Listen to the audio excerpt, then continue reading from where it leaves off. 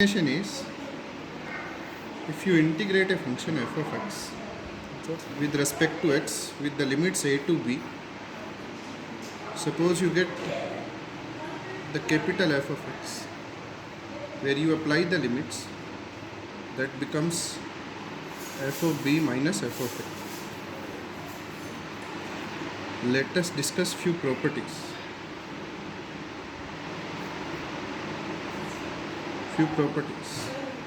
First one, if a to b f of x dx is equals to 0, then we can say that f of x has at least one root in a to b. For example, suppose integration of 0 to 1 e power x ax square plus bx plus c equals to 0 is equal to 0.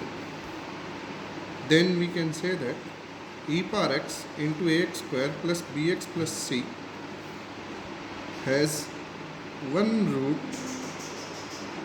in 0 to 1.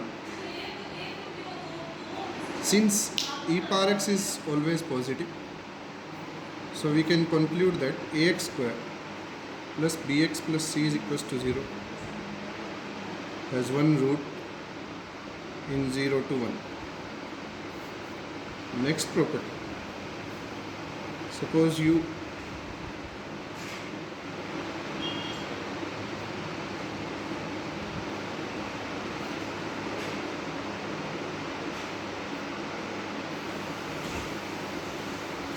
that means you take the limit first, then evaluate the integration, or first evaluate the integration, then take the limit.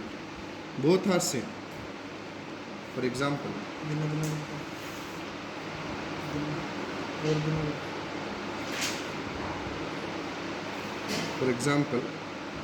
let's do one problem. If limit n tends to infinity minus cube root of a to the plus cube root of a 1 minus t cube by n to the power n into t square dt is equals to 2 root 2 by 3. Then find a. So here he has asked this integration, then the value of this integration after taking the limit is 2 root 2 by 3. We have to find a. So we can do this. First we can take the limit and then evaluate.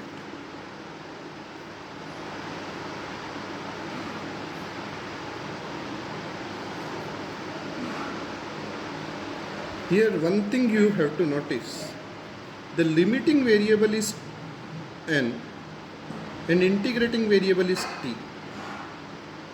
Okay, so if you apply the limit n tends to infinity, this limit is in the form of, if you put n as infinity, t cube by n will approach to 0, 1 minus 0 is 1, n will approach to infinity.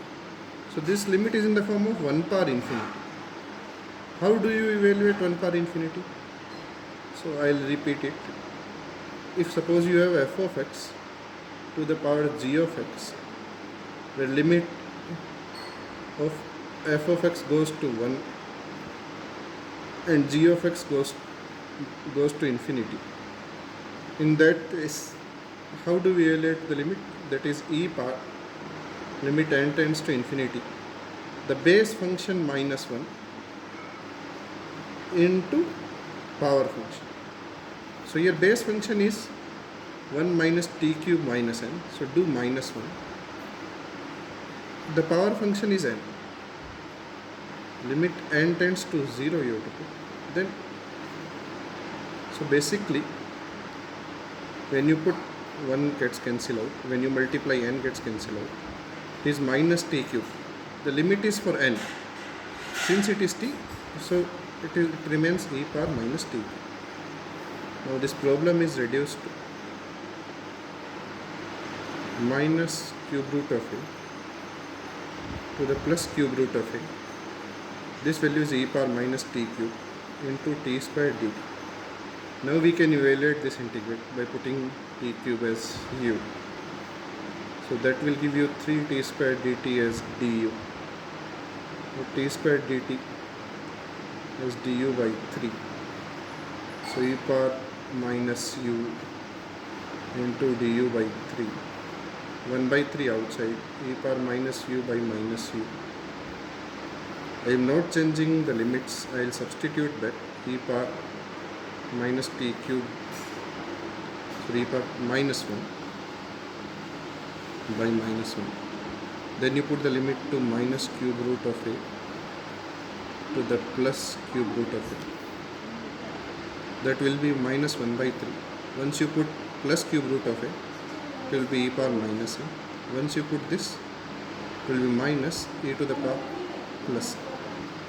This minus we can consume inside e power minus a by 3, which is given as equal to 2 root 2 by 3. 3 gets cancelled out.